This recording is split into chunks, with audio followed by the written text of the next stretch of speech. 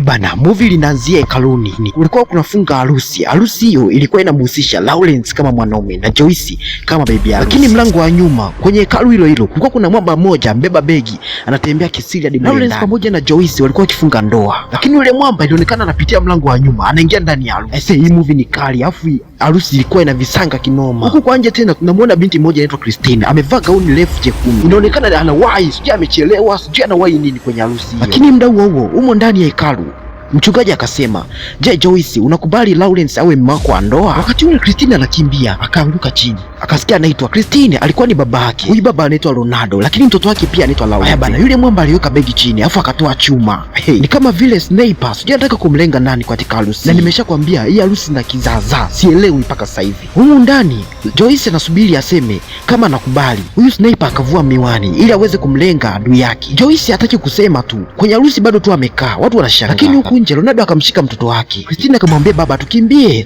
haraka tuwahi." Mpaka sasa hivi bado sijajua kwa nini wanawahi. Kwani wanawahi nini kwenye harusi? Lakini cha kushangaza Joyce hakujibu chochote mpaka sasa. Watu walikuwa wanashangaa. Mbona hataki kujibu kama anampenda huyu mwanaume? Na unaambiwa hii ndoa akufosiwa wala kufanya nini. Lakini hali ilionyesha kuwa Joyce ana hofu fulani. Yule mwamba kule juu akapiga mluzi kwa dharau, afu akalenga. Ikambidi akoki chuma, afu baadaye akasogeza kwenye jicho. Anataka kumtoboa nani? Mambo yalikuwa yaeleweki. Baadaye anataka kumlenga. Ni nani huyo? Sio mwingine, ni binti Joyce ambaye alikuwa ni bibi harusi katika ndoa hiyo. Bana, ule mluzi alikuwa amepiga yule sniper. Ni kama vile ulimwathiri akili yake. Binti akajikuta anakumbuka kitendo fulani cha kinyama anatendewa na mtu. Lakini mtu huyo sura yake ilikuwa ni Ronaldo, yani baba yake na huyu Lawrence, mwanaume anayefunga naye ndoa sasa. Binti alishiwa nguvu akadondosha uwa chini. Akasema, "Samani." Lawrence haelewi, unajua. Binti akaendelea kumwambia, "Samani, haitawezekana tena. Unaambiwa sio Lawrence tu, hata watu walikuwa waelewi kitu gani kwa kinaendelea kwa huyu binti." Baadaye binti ilionekana anakimbia. Kilichosaidia bana kwa yule sniper alitoka out of target. Sasa akaanza kukimbia nje. Wakati huo Christine pamoja na Ronaldo wanafika mle ndani. Wakakutana uso kwa uso. Lakini Joyce akaongeza speed baada ya kumuona. Wakakutana na Christine. Christine alivyokuja pale karibu yake, akamshika mkono akamvuta kwa hasira. Watu walikuwa waelewi kwenye ndoa. Kitu gani kinaendelea baina ya hapa?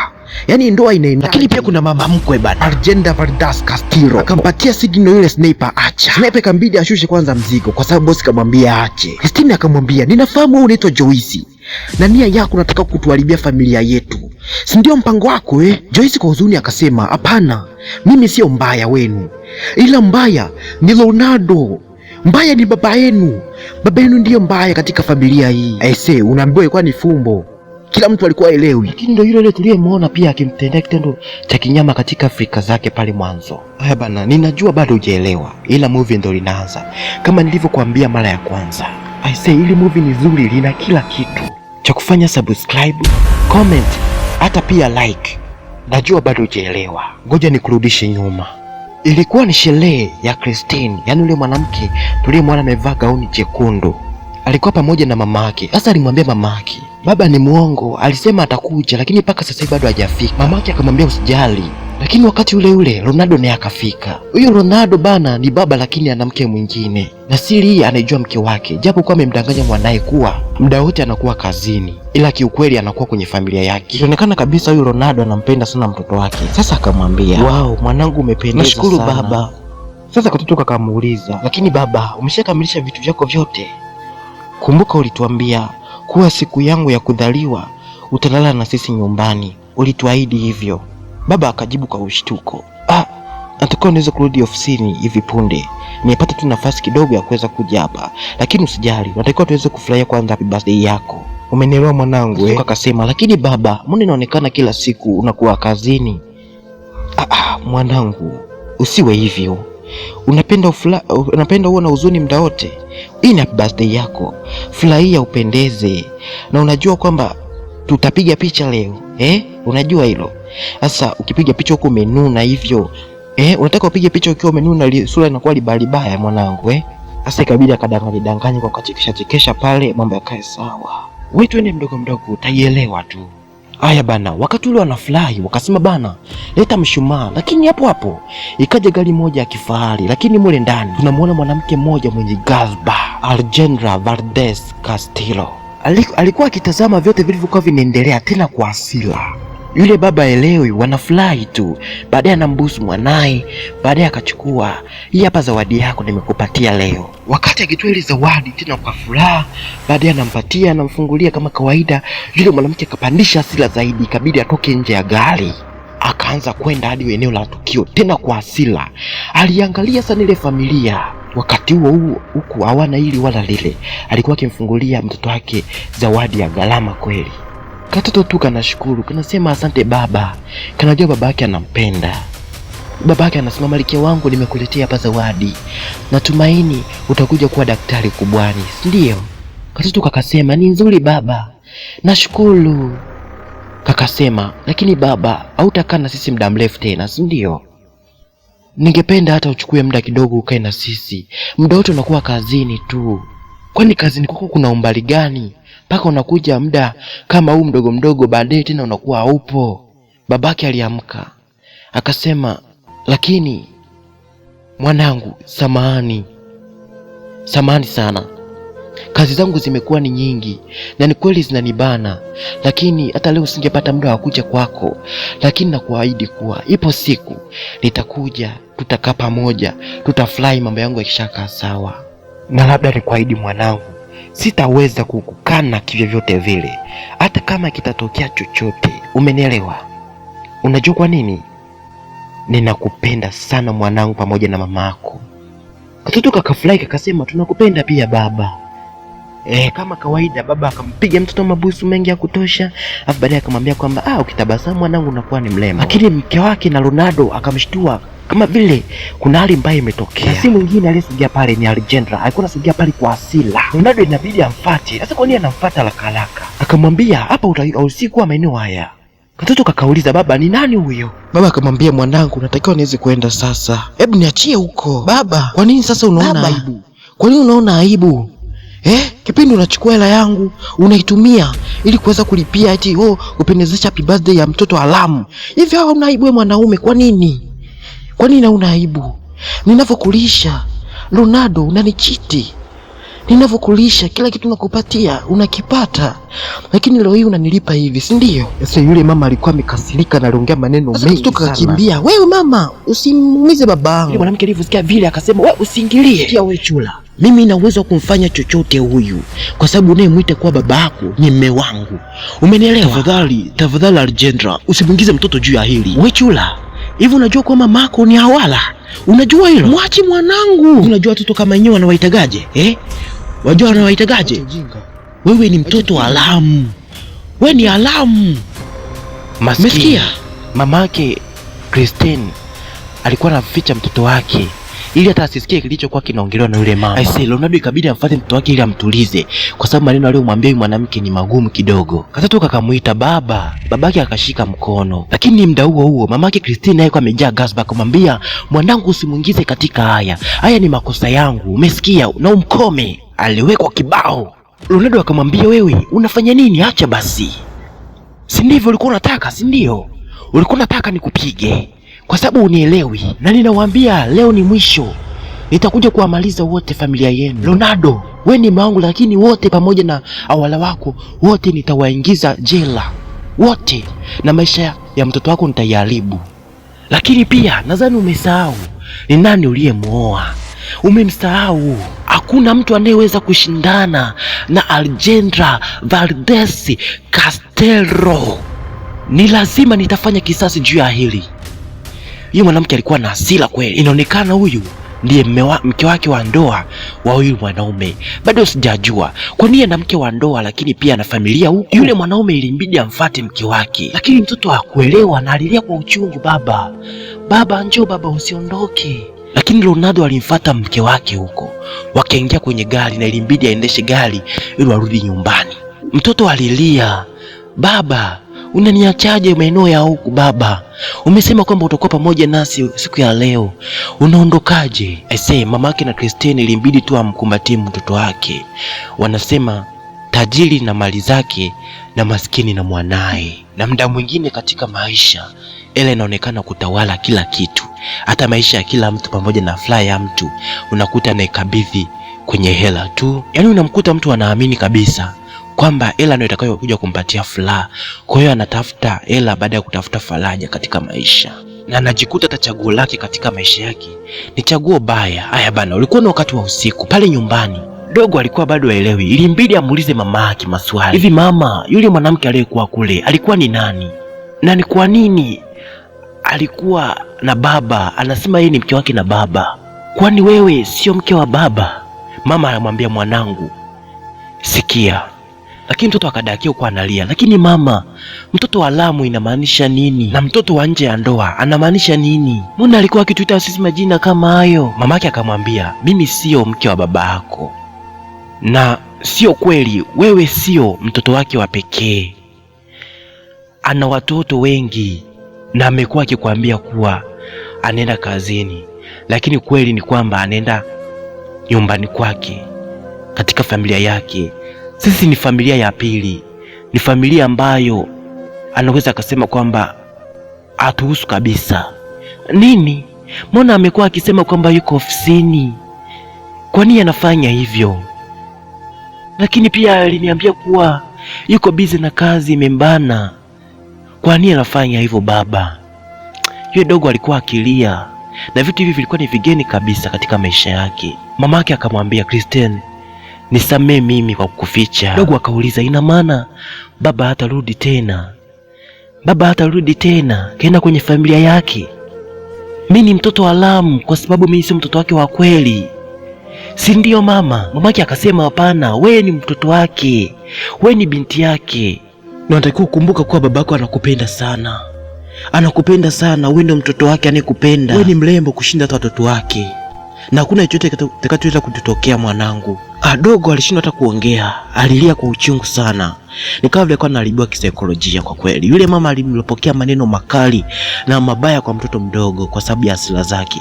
Sasa huku nyumbani wamerudi, mtoto wa Algendra, yani mtoto wa Algendra huyu mwanamke huyu mwingine alikuwa ndani akicheza cheza. Sasa Ronaldo pamoja na Algendra ndo walikuwa wamefika nyumbani wakati wa usiku. Algendra, nisikilize, nipatie nafasi, nisikilize tafadhali. Algendra, usifanye hivyo, mimi nakupenda. Unaona unanipenda, si ndivyo? Na ndio maana hawala yako mtoto wake amekuwa ni mkubwa hata kuliko mtoto wetu, si ndio? Si ndio? Lakini unataka uweze kujua kuwa siwezi nikamwacha mwanangu hivi hivi. Nampenda pia mwanangu, lakini kumbuka, umeshatudanganya, umeshatuchiti. Kwa nini? Unajua, nakupatia kila kitu, hakuna kitu unachokoswa. Nakupatia nguo, nakupatia chakula, kila kitu humu ndani unakipata kutoka kwangu. Hata biashara yako, familia yangu iliwekeza hela nyingi sana kukusapoti. Basi hivyo ungekuwa maskini kama panya wa hekaluni. Kama familia yangu isinge kusaidia. Nimeshakuelewa. Na kuomba samani. Hayo ni makosa ya Lourdes. Mimi sikutaka kuwa na mtoto naye kabisa, ila kwa sababu nipatie tu nafasi na kuomba. Na kuomba nipatie nafasi. Najua namna gani kuweza kufanya mambo yote yakae sawa. Na labda nikwambie kuwa ili ni jambo la kwanza na la mwisho kuweza kutokea tena. Samani mke wangu. Ndio hivyo, mwamba akifika kwa mke wake anakuwa ni mpole sana. Hasa mke wake akasema, unataka kutuambia kuwa unanipenda mimi pamoja na mtoto wetu, au unawapenda wale yule wala pamoja na mke wake? Ronaldo, mimi sio mpumbavu, najua na ninafahamu na niliona ni tofauti na huyu. Yule ni binti yangu. Ndio maskini, kale katoto kalikuwa kule nyuma kanasikiliza kila kitu na kaliziba hadi masikio kasisikilize.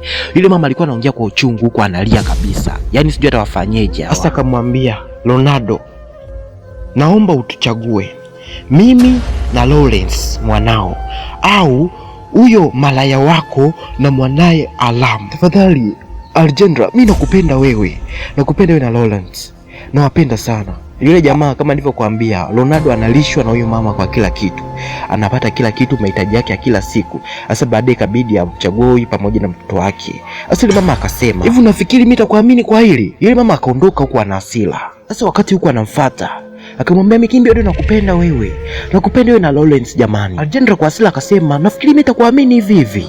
Sasa baada ya hapo akaangalia pembeni, akamwona yule mtoto kaziba masikio, lakini kabla alikuwa anasikia kila kitu. Wewe Lawrence, umesikiza vyote vile kwa vinaendelea, unafanya nini hapa? Akasema, lakini baba, mama alikuwa anasema nini? Kwa nini mnagombana? Sasa baba akajingatangata akasema, usijali kuhusiana na hili. Mimi pamoja na mama yako tutakuwa sawa, hata hata usijali, mambo yote yatakuwa sawa. Usijali mwanangu, na ngoja nikuahidi, hakuna kitu kitakachoweza kutokea tena. Nakupenda sana mwanangu, nakupenda sana, umenielewa? Sasa baada ya hapo ilimbidi ambusu, ile busu la kuonesha ishara ya upendo kwa mwanae. Baadaye akamwambia kwamba subiri muda mchache, nienda kwanza kwa mama yako kumweka sawa. Ilimbidi akimbie. Sasa huyu mwanaume bana, mpaka sasa hivi sijaelewa ilitokea nini mpaka akawa na watoto wawili namna hii. Sasa alikuwa huko ofisini, ana rafiki yake alikuwa akimwambia, kwanza huyu rafiki yake anaitwa Mike, alikuwa akimwambia inabidi uweze kukana mtoto wako, na unajua kabisa kila kitu tunachokuwa tunakipata katika kampuni yetu ni kwa sababu ya wazazi wake na Alejandra. Wewe hivi haujiangalii? Wasipokuwepo wenyewe sisi si kitu tena. Funguka tafadhali, fanya uamuzi. Wewe ni mtoto wa kiume, kila kitu kilicho hapa ni kwa sababu ya wazazi wake. Bila familia Valdez sio kitu sisi. Asu baadaye simu ikaita, ikabidi apokee. Akagundua kuwa ni simu ya Laudence, yule mke wake. Akamwambia, Laudence, mnaendeleaje? Lakini wakati ule akiwa akiongea, Alejandra naye alikuwa akifika kwenye eneo la biashara hapo, yuko na ufuasi wake wanakuja. Sasa huyu anasema, Ronaldo, Christine hataki kula, hataki kuamka, labda uongee naye wewe ndio ataweza kula, kwa sababu tu anakusubiri wewe, na hataki kuongea na mimi, labda uongee naye. Sasa hapo Alejandra akasema anaongea na nani? Wakashtuka.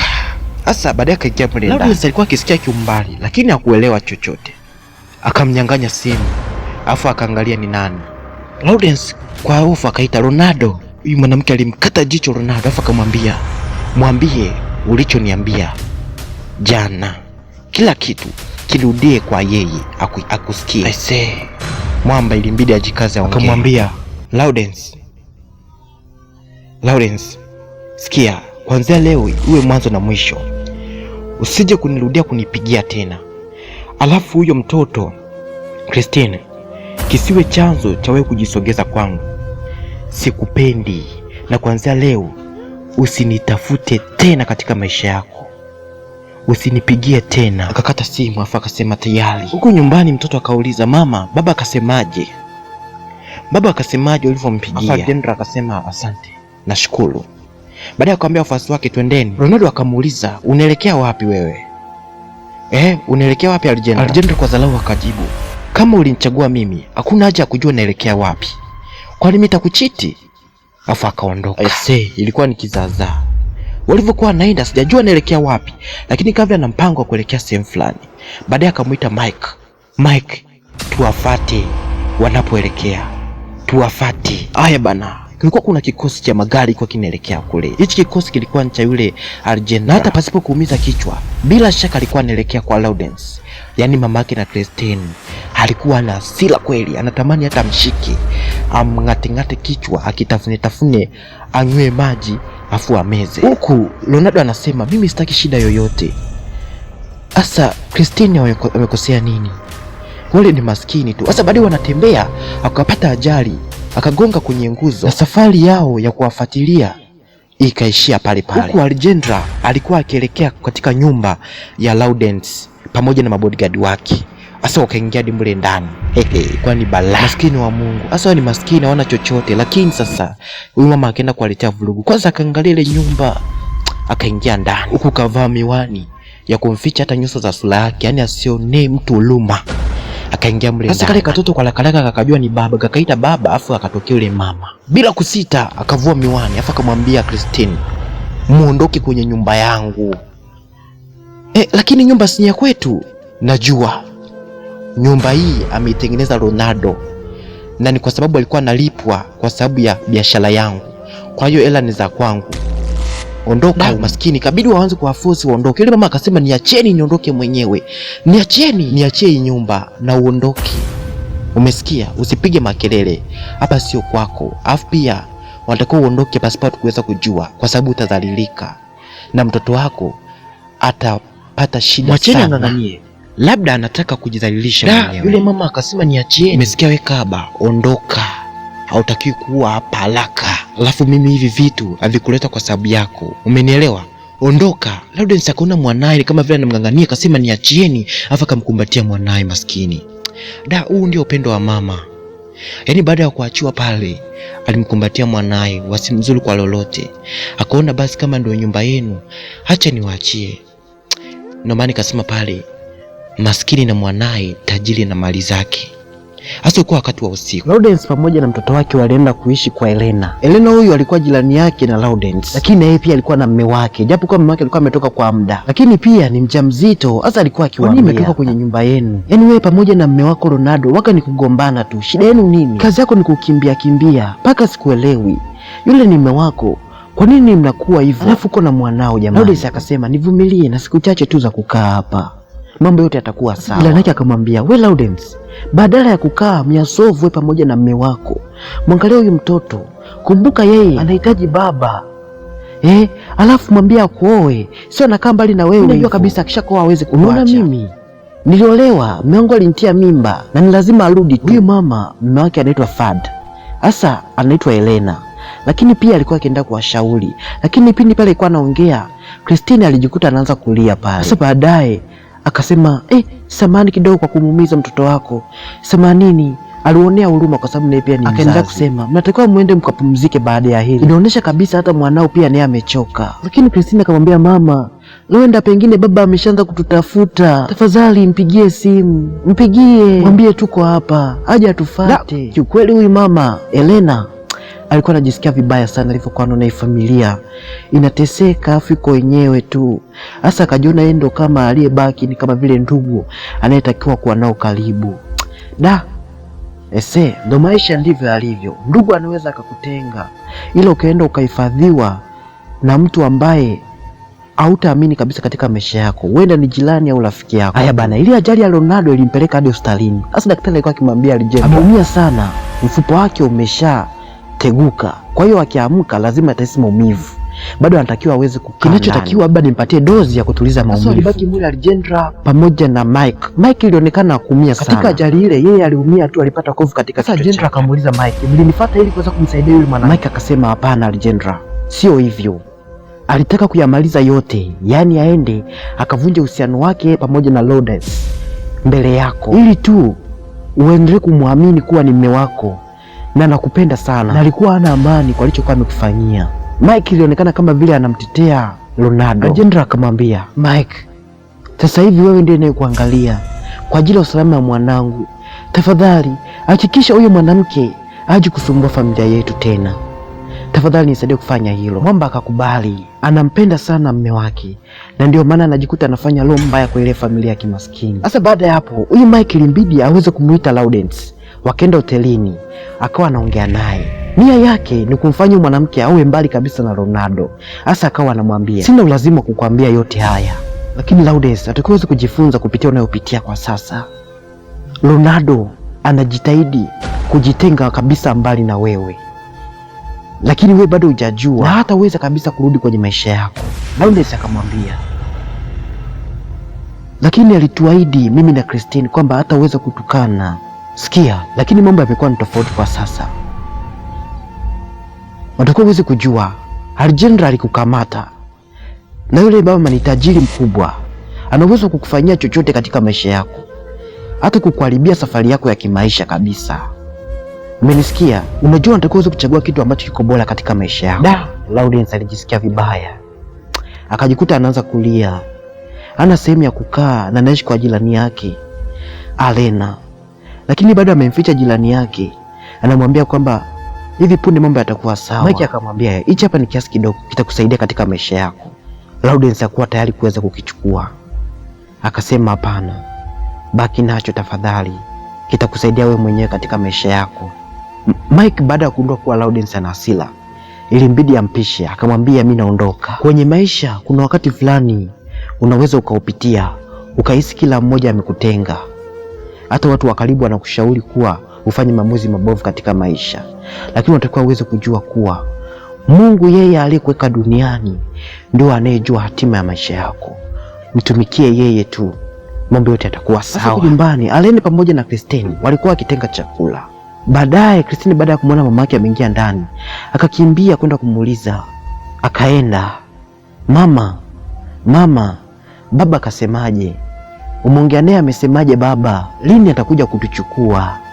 Kimya kimya Lawrence akasimama akamwambia, tule kwanza Christine, tutakuja kuongea baadaye. Christine akazidi kumwambia, baba amesemaje baba? Niambie atakuja hapa lini mama?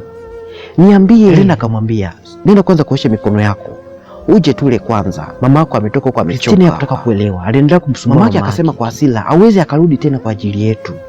Christine, sikia, sisi tupo wenyewe tena, babako arudi, babako ameshatutelekeza, sivyo kama alivyokuwa ameongea mara ya kwanza. Elena akashangaa, inamaanisha hata waletea hata msaada wa kifedha? Lawrence akajibu, ndiyo hivyo, ameshatukataa na hataki kuongea na sisi. Haya maneno Lawrence anayoongea kwa uchungu ndiyo yale yale aliyokuwa ameambiwa pamoja na Mike. Hasa akawa anaongea, anaendelea kumwaminisha mtoto wake kuwa baba yake hana muda katika maisha yao. Maisha yao ni ya kwao wawili, baba yao ameshawatelekeza na ameshawakaa na hataweza kuwa nao. Elena akajisikia vibaya, akabidi akae chini akamwambia, sikia, njoo mwanangu, njoo nikwambie kitu. Christine akadakia kumuuliza, hivi baba hatupendi tena, si ndivyo? Maana yake inamaanisha baba hatupendi. Christine akasema, mimi mwenyewe sijui, ila naona tu mamako ndo kaongea hivyo, sijui kama nawapenda au hawapendi, lakini ilitakiwa hawe na nyie, na amekuwa akimfanyia hivi pia dadangu. Dadangu ameteseka sana, sijui ana nia gani juu ya maisha ya dadangu. Christine akamuuliza, tunaweza tukaenda nyumbani kwake? Tunaweza tukaenda wote, nitakufuata tuende hadi nyumbani, nataka nimuone hata kidogo baba. Aise, asa kesho yake asubuhi bado Daisy ameamka, anamtafuta Allen, Christine. Hakuna mtu aliyekuwa anamuona pale. Ilionekana kabisa kwenye mji hakuna mtu aliyekuwa anaonekana pale. Asa alikuwa akiita Allen, Christine. Inaonekana kabisa hakuna mtu. Sasa baadaye kambidi aende tena kule maeneo ya chumbani, huenda pengine amepita bila kuwaona vizuri, lakini hali ilionyesha wote hawapo. Ilikuwa ni asubuhi bisa mapema, muda ule wa kuamka. Baadaye kambidi atoke nje afuatilie, labda hata ajua ameelekea wapi. Akaanza kuwa na wasiwasi, au ameelekea wapi? Mbona ameniacha nyumbani nikiwa peke yangu? Sasa ilibidi achukue simu yake na kabegi kake atoke nje, kwa sababu inaonekana kabisa wapo maeneo ya nyumbani. Baadaye ilibidi naye aanze kwenda, huenda watakuwa wameelekea kule kwenye maeneo ya nyumbani kwa babake. Ni kweli kabisa, walikuwa njiani wakielekea katika nyumba ya Ronaldo. Yaani walikuwa yeye pamoja na Christine wakiwa wanaongea. Sasa alikuwa akimwambia Christine, kwa jinsi ulivyokuwa hivi na babako akikutelekeza, itaonekana kabisa hana huruma. Itakuathiri sana, kwa sababu umeshajua babako jinsi gani alivyo tajiri. Ni lazima akusaidie kwa lolote lile. Twende. Ndio wakawa wamekaribia kabisa kwenye maeneo ya nyumbani kwa Ronaldo. Wakati huo Ronaldo alikuwa pale nje anafanya mazoezi. General alikuwa akimwachia maagizo yule mfanyakazi, anamwambia namwacha hapa, mimi nene nikafanye kazi. Namwacha hapo uone makini, aweze kupata hewa, afadhali aweze kupata kaunafuu. Sasa pia alikuwa na mtoto wake anaitwa Lawrence. Akaja pale na yeye akamsalimia, akamwambia baba, tunaweza tukacheza? Baba akasema mwanangu. Hapo mamake akadakia akasema, babako yuko katika matibabu, hawezi kucheza na wewe tena, atacheza na wewe baadaye, umenielewa? Lakini pia akaendelea kumpatia maagizo mfanyakazi aendelee kumwangalia hali yake ili endelee kuwa vizuri zaidi. Akarudi ndani kwa sababu ilionekana kama kuna kitu amesahau. Ili ajali ilimuumiza kule Ronaldo, alikuwa na hali mbaya. Wakati huo Christine pamoja na Elena walikuwa wanafika kwenye maeneo ya nyumbani hapo. Elena akamwambia Christine, ndio hapa, njoo uone babako jinsi gani alivyo tajiri. Angalia babako anavyokaa, ni pazuri, si ndio? Maskini Christine akamwona babake, akasema, huyu hapa baba, nimemwona baba. Sasa alivyokuwa anaita kale ka Lawrence kakashtuka, kakasema, baba, kuna mtoto huko anakuita. Christine bado anaita, lakini yule Lawrence kale katoto kengine kakashangaa, kakimbia mbele ndani kwenda kumwambia mama. Christine kwa sababu alikuwa anataka kumuona babake, akaendelea kuita baba. Lakini Ronaldo kulingana na hali yake alikuwa asikii chochote, alikuwa na hali mbaya. Kale katoto kakimbia mbele ndani kwa mamake, akaanza kumwambia mama, shida nini mwanangu? Kuna mtoto yuko nje pale anamuita baba, eti anamuita baba. Ni mtoto wake nini? Kwani yaani subiri, unamaanisha nini? Hebu twende nje tukaangalie. Huko Christine anaitwa baba, njoo baba, niko hapa baba. Ndiye amefika kwenye hayo maeneo, akamwona mtoto wake yuko pale, akashangaa. Na mtoto mbele ya babake huwezi ukamtoa kwa sababu ameona babake yuko. Lawrence akamwambia Christine, twende nyumbani. Alexandra pamoja na mwanae mpendwa Lawrence wakatoka pale nje. Akasema, mama, lakini baba yuko hapa. na wanamuita kule. Sijui ni Alejandra akiwa maeneo yale aliendelea kusikia sauti kanamuita, baba njoo twende nyumbani. Akamwambia Elena, usingemleta huyu mtoto hapa, umeniletea shida. Elena akasema hapana, hii ni nyumba ya babake, lazima nimlete maeneo. Mwache mtoto, labda atapata sapoti yoyote ya kifedha, nitakuelezea baadaye. Umesikia? Turudi nyumbani. Haiwezekani kabisa unachokuwa unakifikiria, nitakwambia kila kitu. Elena akasema nini shida? Wakati huo huo yule mama anakuja Alejandra pamoja na mwanae. Akasema inamaanisha kwamba nyie hamkujifunza chochote nilichokuwa nimewafanyia ule muda. Christina akasema mimi nataka tu niongee na baba. Elena naye akashangaa akamuuliza, Laudence huyu ni nani? Christina analeta tu baba, hataki kuelewa chochote.